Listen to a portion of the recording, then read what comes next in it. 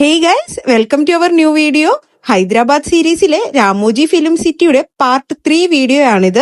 ഈ വീഡിയോയിൽ നമ്മൾ കാണുന്നത് യൂറോപ്യൻ ടൈപ്പ് കോളനീസും യൂറോപ്യൻ സ്ട്രീറ്റ്സും ഒക്കെയാണ്. അതുകൂടാതെ മോഷൻ ക്യാപ്ചർ ടെക്നോളജിയും വിർച്വൽ ഷൂട്ടും ഒക്കെ എങ്ങനെയാണ് ആഡ് ചെയ്യുന്നത് എന്നും ഇതിലുണ്ട്. കൂടാതെ ഒരു ഹോസ്പിറ്റലിന്റെ സെറ്റും ഒരു എയർപോർട്ടിന്റെ സെറ്റും ഇതിലുണ്ട്. ബാഹുബലിയുടെ സെറ്റ് എക്സ്പ്ലോർ ചെയ്ത ശേഷം വീണ്ടും വിന്റേജ് ബസ്സിൽ കയറി ഞങ്ങൾ അടുത്ത ഡ്രോപ്പിംഗ് പോയിന്റിലോട്ട് പോവുകയാണ്. പോകുന്ന വഴിക്ക് റോഡിനു വശങ്ങളിലായി മോഷൻ ക്യാപ്ചർ ഫ്ലോറുകളുണ്ട്. അതായത് നമുക്ക് പുറത്ത് ഷൂട്ട് ചെയ്യാൻ പറ്റാത്ത മൂവി സീൻസ് ഒക്കെ നമുക്ക് അകത്ത് സെറ്റ് ഇട്ടിട്ട് ഷൂട്ട് ചെയ്യാൻ പറ്റും. ഇതൊക്കെ കാണുന്നത് മോഷൻ ക്യാപ്ചർ ഫ്ലോറുകളാണ്. സിമ്പിളായി പറയുകയാണെങ്കിൽ മൂവി ഷൂട്ട് ചെയ്യാൻ പറ്റുന്ന സ്റ്റുഡിയോ ഫ്ലോറുകൾ. ഇത്തരം സ്റ്റുഡിയോ ഫ്ലോറുകളെ ഡയറക്ടേഴ്സ് അവരവരുടെ ആവശ്യത്തിനും ഇമാജിനേഷനും അനുസരിച്ച് ഡെവലപ്പ് ചെയ്തെടുക്കുകയാണ് ചെയ്യുന്നത്. അങ്ങനെ ഞങ്ങളുടെ യൂറോപ്യൻ കോളനിയിലേക്ക് എത്തിയിരിക്കുകയാണ്. ഇവിടെ നോ ഷൂട്ടിംഗ് സോണിന്റെ ബോർഡൊക്കെ വെച്ചിട്ടുണ്ട്. ഷൂട്ടിംഗ് ഉള്ള ടൈം ആണെങ്കിൽ നമുക്ക് ഇങ്ങോട്ട് എൻട്രി കിട്ടത്തില്ല. ഷൂട്ടിംഗ് ഇല്ലാത്ത ഇടങ്ങൾ മാത്രമേ നമുക്ക് എക്സ്പ്ലോർ ചെയ്യാൻ പറ്റുള്ളൂ. സ്ട്രീറ്റിന് ഇരുവശങ്ങളിലും പലതരത്തിലുള്ള യൂറോപ്യൻ ടൈപ്പ് ബിൽഡിംഗ്സ് ആണ് സെറ്റ് ചെയ്തിരിക്കുന്നത്. നമ്മുടെ RRR മൂവിയിലെ പല സീനുകളും ഈ ഏരിയയിൽ വെച്ച് ഷൂട്ട് ചെയ്തിട്ടുണ്ട്. ഇനി നമ്മൾ പോകുന്നത് ഒരു ലൈവ് പെർഫോമൻസ് സ്റ്റുഡിയോയിലോട്ടാണ്.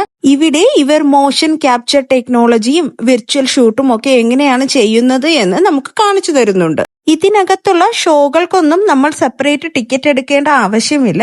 എല്ലാം ആദ്യത്തെ ടിക്കറ്റിൽ ഇൻക്ലൂഡഡ് ആണ്. ഇവിടെ ഇവർ കാണിക്കുന്നത് നമ്മൾ കാണുന്ന ആനിമേഷൻ മൂവീസും കാർട്ടൂൺ മൂവീസും ഒക്കെ ഇല്ലേ, ഇവയൊക്കെ എങ്ങനെയാണ് ക്രിയേറ്റ് ചെയ്യുന്നത് അല്ലെങ്കിൽ എങ്ങനെയാണ് ഷൂട്ട് ചെയ്യുന്നത് എന്നാണ്. റിയൽ ആയിട്ടുള്ള ഒരു ആക്ടർ ആക്ട് ചെയ്യുന്ന ഒരു പെർഫോമൻസിനെ എങ്ങനെ ഒരു ഡിജിറ്റൽ പെർഫോമൻസ് ആക്കി മാറ്റുന്നു എന്നതാണ് ഇവരിവിടെ കാണിക്കുന്നത്. നമ്മുടെ ശക്തിമാനും സൂപ്പർമാനും സ്പൈഡർമാനും അവതാർ പോലത്തെ സീരീസും ഒക്കെ ഇത്തരത്തിലാണ് ഷൂട്ട് ചെയ്തിരിക്കുന്നത്.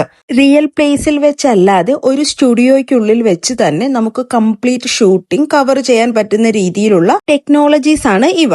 ഇനി നമുക്ക് അവതാർ പോലുള്ള മൂവീസ് എങ്ങനെയാണ് ഷൂട്ട് ചെയ്യുന്നത് എന്ന് നോക്കാം. സ്റ്റേജിൽ നടക്കുന്ന പെർഫോമൻസ് ലൈവായിട്ട് ഷൂട്ട് ചെയ്ത് റൈറ്റ് സൈഡിലെ സ്ക്രീനിൽ കാണിക്കുകയാണ്. കണ്ടില്ലേ, ഈ തരത്തിലുള്ള ഡ്രസ്സാണ് ആക്ട്രസ് ധരിച്ചിരിക്കുന്നതെങ്കിലും സ്ക്രീനിൽ എത്തുമ്പോൾ അത് അവതാറിലേതുപോലത്തെ ഡ്രസ്സായിട്ട് കൺവേർട്ട് ആകുന്നു. അതുപോലെ പ്ലെയിൻ സ്റ്റേജിലൂടെയാണ് നടക്കുന്നതെങ്കിലും അവതാറിലേതുപോലത്തെ ഒരു ബാക്ക്ഗ്രൗണ്ട് ആണ് നമുക്ക് സ്ക്രീനിൽ കാണുന്നത്. സ്റ്റേജിൽ ആക്ട്രസ് എയറിൽ കൈ മൂവ് ചെയ്താലും കണ്ടില്ലേ, സ്ക്രീനിൽ അവിടുള്ള പ്രോപ്പർട്ടീസുമായി എൻഗേജ് ആവുന്നത് നമുക്ക് ഈസി ആയിട്ട് കാണാൻ കഴിയും. അതുപോലെ അടുത്തതായി ഈ ആക്ട്രസ് ഇവിടെ ഇരിക്കുന്ന ഈ ചെയർ എടുത്ത് പൊക്കുന്ന ഒരു സീനുണ്ട്.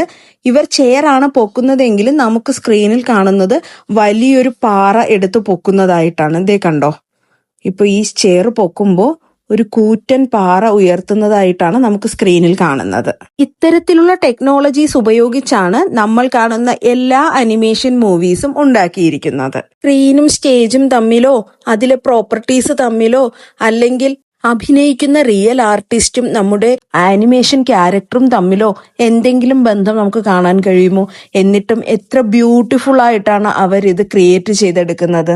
എക്സ്ട്രാ ഓർഡിനറി ക്രിയേഷൻ എന്ന് പറഞ്ഞേ മതിയാകൂ. ഷോ കഴിഞ്ഞ് പുറത്തേക്ക് ഇറങ്ങുന്നത് ഒരു കോറിഡോർ വഴിയാണ്. കോറിഡോറിന് മുകളിൽ 2 വലിയ സ്ക്രീനുകൾ വെച്ചിട്ടുണ്ട്. ആ സ്ക്രീനുകളിൽ നമ്മൾ നടന്നു നീങ്ങുന്നത് കാണാം. പക്ഷേ ബാക്ക്ഗ്രൗണ്ട് ഏതെങ്കിലും ഫോറിൻ കൺട്രീസിന്റേതായിരിക്കും. നമ്മൾ ഏതെങ്കിലും ഫോറിൻ കൺട്രീസ് വഴി നടന്നു നീങ്ങുന്നതായിട്ടായിരിക്കും ആ സ്ക്രീനിൽ കാണപ്പെടുന്നത്. അവിടെ നിന്ന് എല്ലാവരും കുറച്ച് ഫോട്ടോസും വീഡിയോസും ഒക്കെ എടുത്ത് ഞങ്ങൾ വീണ്ടും മുന്നോട്ട് നീങ്ങി.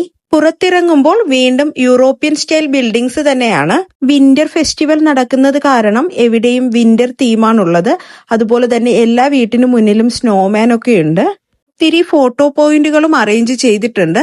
അവിടെയൊക്കെ ആൾക്കാർ തിരക്ക് കൂട്ടി നിന്ന് ഫോട്ടോസും വീഡിയോസും ഒക്കെ എടുക്കുന്നുണ്ടായിരുന്നു. നമ്മുടെ ഉദയനാണ് താരം സിനിമയിൽ ഒരുപാട് സീനുകൾ ഈ രാമോജി ഫിലിം സിറ്റിയിൽ ഷൂട്ട് ചെയ്തിട്ടുണ്ട്. ആ സിനിമയിൽ ഈ ഏരിയ രാമോജി ഫിലിം സിറ്റി ആയിട്ട് തന്നെയാണ് ഷൂട്ട് ചെയ്തിരിക്കുന്നത്.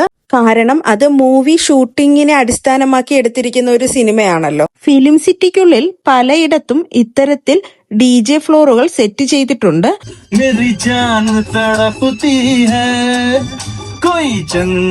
വിസിറ്റേഴ്സിന് എൻജോയ് ചെയ്യാൻ പറ്റുന്ന ഒരു കംപ്ലീറ്റ് പാക്കേജ് തന്നെയാണ് രാമോജി ഫിലിം സിറ്റിക്കുള്ളിൽ ഒരുക്കിയിരിക്കുന്നത്. ഉറപ്പായും നിങ്ങളുടെ ട്രിപ്പ് പ്ലാൻ ചെയ്യുമ്പോൾ ഗ്രൂപ്പായിട്ട് പോകാൻ ശ്രമിക്കുക. അപ്പോഴാണ് നിങ്ങൾക്ക് മാക്സിമം എൻജോയ് ചെയ്യാൻ പറ്റുന്നത്. ഡാൻസ് ഒക്കെ കണ്ട് മുന്നോട്ട് നീങ്ങുമ്പോൾ ടെലിഫോൺ ബൂത്തും പഴയ വിന്റേജ് കാറും പല ഫോട്ടോ പോയിന്റുകളും ഒക്കെ കാണാം. വിന്റർ ഫെസ്റ്റിവൽ ആയതുകൊണ്ട് തന്നെ പലയിടത്തും ഡെക്കറേഷൻസ് ഒക്കെ വിന്റർ തീമിൽ തന്നെ ആയിരുന്നു. ഇതിനുള്ളിൽ ജ്യൂസും സ്നാക്സും ഒക്കെ കിട്ടുന്ന ഷോപ്പുകളും അവൈലബിൾ ആണ്. ഈ ബിൽഡിംഗ് കണ്ടോ, ഇതൊരു ഹോസ്പിറ്റലിന്റെ സെറ്റ് ആണ്. ഇതിന്റെ ബാക്ക് സൈഡിലായിട്ടാണ് എയർപോർട്ടിന്റെ സെറ്റ് ഉള്ളത്. നമ്മൾ ഇപ്പോ കയറുന്നത് എയർപോർട്ടിനുള്ളിലോട്ടാണ്. ഒരു ഒറിജിനൽ എയർപോർട്ട് എങ്ങനെയാണോ ഉള്ളത് അങ്ങനെ തന്നെയാണ് ഇത് സെറ്റ് ചെയ്തിരിക്കുന്നത്. ഉള്ളിലേക്ക് കയറുമ്പോൾ ചെക്ക് ഇൻ കൗണ്ടേഴ്സും ഇൻഫർമേഷൻ ഡെസ്കും വെയിറ്റിംഗ് ഏരിയയും എല്ലാം ഉണ്ട്. ഇതിനുള്ളിലെ ഓരോരോ മൈന്യൂട്ട് ഡീറ്റെയിലിങ്ങും എത്ര പെർഫെക്റ്റ് ആയിട്ടാണ് ചെയ്തിരിക്കുന്നത് എന്ന് ഈ സെറ്റ് കണ്ടാൽ നമുക്ക് മനസ്സിലാവും. ഇനി നമ്മൾ പോകുന്നത് ഫ്ലൈറ്റിനുള്ളിലോട്ടാണ്.